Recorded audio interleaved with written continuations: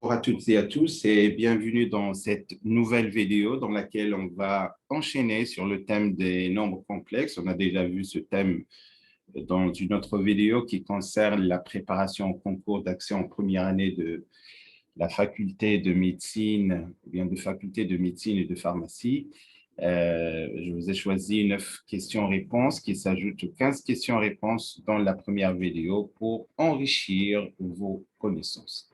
Alors, on va commencer. Ça va vous permettre d'avoir une idée sur ce type d'évaluation. Vous n'avez pas sûrement l'habitude de travailler dans une classe ou bien dans les examens de baccalauréat. Alors, la première question, soit E l'ensemble des points M d'affixe Z vérifiant une relation, Z égale à 1, moins 2Z plus E, I θ avec θ un nombre réel. Et puis, on a trois propositions. La première, E, c'est-à-dire l'ensemble de ces points est une droite passant par le point d'affixe 2 moins 2i. La deuxième proposition, s'agit-il d'un cercle de centre d'affixe moins 1 plus 2i ou bien un cercle d'affixe 1 moins 2i de rayon 1.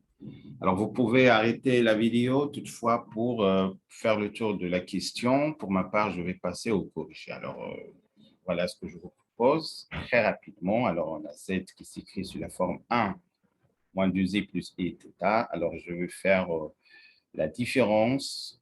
Je vais passer 1 moins 2i de l'autre côté pour écrire, puis passer au module. Donc, je vais avoir Z moins 1 moins 2i égale le module de I θ qui égale à 1. Donc, finalement, il s'agit d'un cercle. Voilà le centre, l'affixe 1 moins 2i et de rayon 1. Alors, s'il y a une astuce à déclarer, c'est qu'une fois que j'ai vu l'expression, l'exponentielle de I θ, j'ai pensé à arranger les choses de façon passée au module. Donc, je vais passer cette expression de l'autre côté qui représente la fixe de centre. Deuxième question pose Z égale à EI θ, la valeur de 1 plus Z est. Alors, il s'agit de l'une des classiques qu'on a travaillé dans la vidéo précédente qui concerne la FMP. La technique maintenant, elle est familière. Regardez, je vais remplacer le 1 par EI θ demi fois E moins E θ demi. Donc, c'est ça l'astuce. Donc, on utilise souvent ces techniques, c'est efficace et très rapide. Et puis, je vais factoriser par E et θ demi. Et on sait en général que I alpha plus E moins E alpha, c'est 2 fois cosinus alpha. Donc, c'est ce que je vais faire. Et pour trouver la réponse B qui est correcte. C'est important et c'est classique d'ailleurs. Il faut bien maîtriser cette technique. Question suivante, on pose Z égale l'exponentielle de E θ, θ est un réel. Alors, la valeur de 1 plus Z prime, laquelle parmi les 3 items proposés. Alors, apparemment, on va revenir sur la même technique. Oui, voilà. Donc, mais d'abord, on va appliquer la technique suivante, c'est-à-dire l'identité suivante. Z à la puissance n-1 sur z-1, c'est 1 plus z carré jusqu'à zn-1. C'est l'une des classiques également. On va transformer 1 plus z carré, c'est EI 3θ moins 1 sur EI θ moins 1. C'est astucieux, donc on va répéter la même technique qu'on vient de voir dans la diapositive précédente. Et pour conclure, mais cette fois-ci, ce E et θ, ou bien U et alpha moins U moins I alpha, c'est 2i sinus alpha. Attention, il y a un 2i. Ce n'est pas comme la première qui égale à 2 cosinus alpha. Donc, il y a un i, mais heureusement, on va simplifier par i pour conclure sur la réponse. Question 3, 4 points, on se donne 4 points MN, P et Q, des points distincts qui forment un parallélogramme MN, P, Q, et dont les diagonales se coupent au point Q, alors ici avec un S, s'agit-il, est-ce que N est le barycentre de ce système pondéré? Est-ce qu'il vérifie cette relation vectorielle ou bien c'est le deuxième qui combine les distances et le produit scalaire, ou bien la dernière égalité qui concerne les distances. Alors, la question, elle est un peu délicate, mais ce n'est pas impossible. Regardez, je vais tout simplement utiliser l'égalité de Gauss, M, la relation de Chasles, pardon, la relation de Chasles, et puis passer au carré. Hein, et puis passer au carré. Donc, vous pouvez la voir ici. Regardez. Pn égale à Pm, puisqu'il s'agit d'un parallélogramme. Donc, je vais introduire un point, et puis je vais passer au carré. Donc, P au carré plus Pn au carré, plus 2 cosinus, hein, qui égale à Pm carré, bien évidemment. Donc, on a les cosinus, ce sont les mêmes, puisqu'il s'agit de mêmes angles. Et on a également l'égalité des deux distances. Donc, on va faire la somme pour trouver que c'est 2mn au carré plus m au carré égale n au carré plus mp au carré. Attention, la rédaction, elle est mal présentée, mais l'idée, elle est claire. Et c'est l'occasion peut-être pour vous laisser un peu de temps de bien rédiger la chose. Hein. Donc, voilà donc la réponse correcte. Eh bien, J. Et merci de refaire correctement la réponse par vous-même. Question suivante, soit Z1, Z2 de nombres complexes, on se pose ces données, c'est-à-dire le module de Z1 égale au module de Z2 et le module de 2 plus Z1, Z2 égale à 1. Alors, Z1, Z2 égale. Arrêtez la vidéo pour faire une esquisse.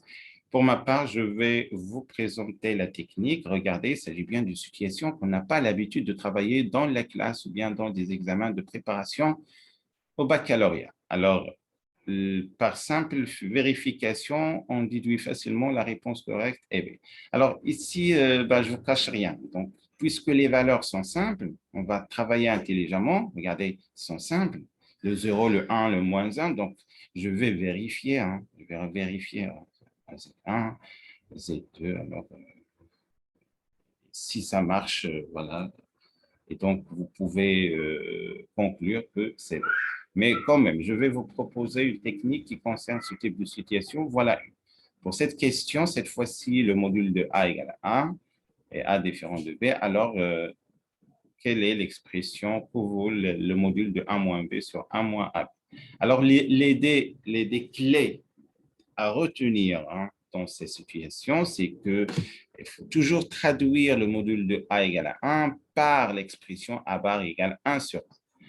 Je tiens à répéter cette astuce parce qu'elle est fondamentale et très pratique. Si on nous donne le module d'un nombre complexe égal à 1, ça veut dire qu'on a une relation avec son conjugué. Et le conjugué A bar égale à 1 sur 1. Donc, puis il reste qu'à remplacer pour conclure. La réponse correcte est.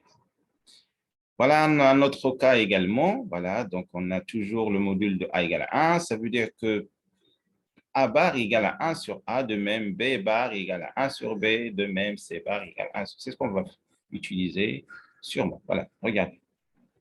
Et puis, voilà, on va remplacer pour trouver ceci. Donc, la réponse correcte est bien B. Question suivante, soit Z1, Z2 de nombres complexes, solution de l'équation Z carré moins 4Z plus 6 égale à 0. Alors, la somme de Z1, Z2 imaginaire pur, la proposition, la fixe de I imaginaire pur. Donc, on va voir, les droites sont perpendiculaires, sont-elles perpendiculaires?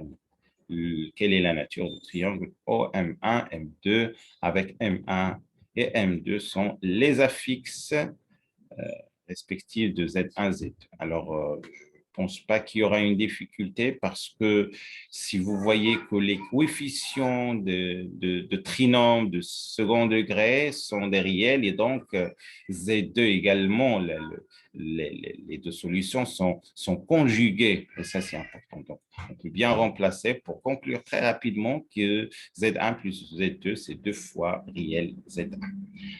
Alors, le milieu d'un segment, pas de surprise parce que je vais faire également la somme sur 2, c'est ce qu'on a déjà calculé, pas de problème. Et pour la troisième question, voilà une traduction géométrique des solutions d'une équation de second degré dans Z à coefficient, je souligne à coefficient réel.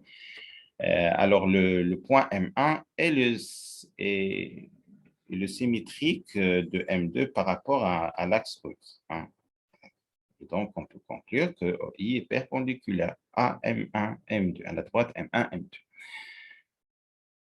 OM1 n'est pas un triangle rectangle. Cette fois-ci, on va passer directement au calcul. Donc, regardez que les distances ne sont pas égales et donc il ne s'agit pas d'un triangle équilatéral. Donc, on n'a pas le choix. Donc, c'est facile de calculer la distance.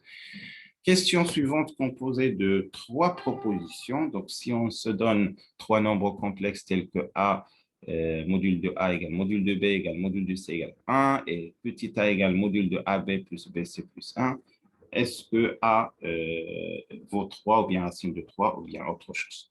Alors, pas de surprise, on va utiliser la technique qu'on a abordée. On va donc remplacer A bar par 1 sur A et de même pour B et C. On va voir, oui, effectivement, et puis on va remplacer, on va trouver que le A égale à module de A plus B plus C. Je vous laisse voir. Donc, mais pas de surprise parce qu'on a déjà abordé ceci. Deuxième proposition, c'est également la même chose. Regardez. Non, puisqu'on n'a pas, mais on va voir. Alors, dans le premier cas, A, B, C sont nuls. On trouve l'assertion n'est pas satisfaite. Mais cette fois-ci, on va prendre A égale C égale à I et B à titre d'exemple. Donc, n'est pas satisfaite. Je vais revenir, si vous permettez. Voilà. Alors, avec ces 3 nombres complexes, ceci, est-ce que A supérieur à 1, en fait, ça, c'est alpha 1. Est-ce que c'est alpha supérieur? Alors, dans ce cas-là, vraiment, on ne dispose pas de type pour travailler. Et donc, qu'est-ce que j'ai fait? J'ai tâtonné, j'ai remplacé au hasard le A, petit a 0, puis le 1, et dans l'espoir de trouver que cette inégalité n'est pas satisfaite. C'est ce que j'ai démontré ici. Regardez. Donc, une fois que ça ne marche pas avec les techniques habituelles, alors je vais prendre des exemples, plutôt des contre-exemples. Un contre-exemple, voilà. Donc, la réponse correcte, eh bien, c'est juste pour avoir une idée. Voilà, on pose Z égale à cette expression, quel est le module de Z? Alors, il s'agit bien d'un calcul. Voilà, regardez. L'idée ici, c'est de remplacer l'expression lourde x cosinus θ plus epsilon par E l'exponentielle de θ et appliquer l'idée qu'on a signalée dans les premières diapositives qui nous permettent de conclure sur le cosinus sur ces expressions. Attention, ici, il y a un i, mais de fait qu'il y a le module, on va simplifier.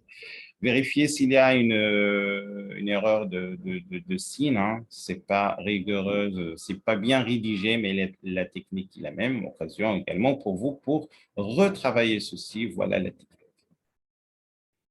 Question suivante. Il s'agit d'une somme. Alors, le petit a égale à combien? Alors,